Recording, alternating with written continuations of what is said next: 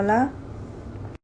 अनि यो सबै उसले किन गर्दैछ, मलाई किन अहिले बदनाम गरिरहेको छ, बेइज्जत किन गरिरहेको छ भन्दाखेरि चाहिँ उसले चाहिँ मेरो फ्यामिलीसँग मसँग 2 करोडको डिमान्ड गरेको थियो पैसाको लागि। अनि जो कि हामीले त्यति धेरै पैसा हामी दिन सक्दैनौँ, गर्न सक्दैनौँ भनेर भन्यौँ। अनि त्यसपछि चाहिँ आएर उसले यस्तो गरेको। पहिला चाहिँ 2 करोडको डिमान्ड गरेको थियो। अनि केही समयपछि चाहिँ उसले अनि हाम्रो लागेको पैसा दिनु भनेर भनेको थियो। अनि त्यही अनुसारले हामीले उसलाई 20 लाख रुपियाँ उसको लागेको जति पैसा थियो अनि त्यो सबै दिने भनेर भनेको थियौँ हामीले। कसैको पैसा खाने गर्ने भनेको छैन पहिलो कुरा चाहिँ।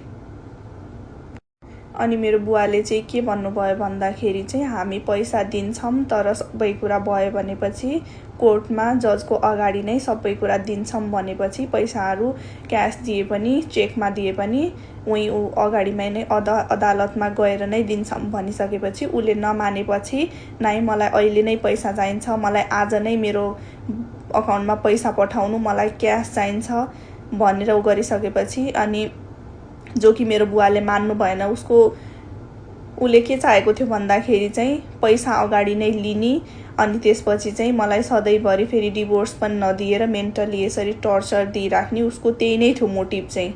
त्यही भएर उसले यो सबै गरिरहेको छ, मलाई बेइज्जत गर्नलाई, बदनाम गर्नलाई यस्तो सबै गरिरहेको हो। अब म हजुरहरूलाई धेरै केही भन्न चाहदिनँ। प्लिज अब मेरो बारेमा त्यस्तो नराम्रो भिडियोहरू, मेरो परिवारको बारेमा कसैले पनि नराम्रो नसोचिदिनु होला।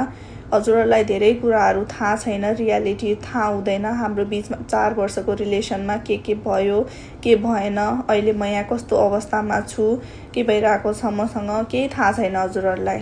त्यही भएर कसैको लाइफमा यसरी इन्टरफियर गरेर कसैलाई गलत बनाएर नराम्रो भन्ने काम चाहिँ त्यस्तो चाहिँ नगरिदिनु होला। अनि अर्को कुरा चाहिँ डिप्रेसनमा गयो रे ऊ, डिप्रेसनमा गयो भन्ने कुरा।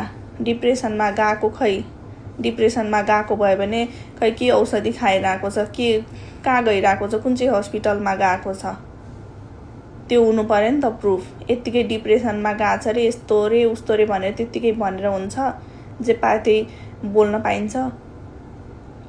हाम्रो पनि त अहिले सिचुएसन यस्तो छ, हामीलाई पनि त कति गाह्रो भएको छ। यो सबै देखेर कसलाई राम्रो लाग्छ?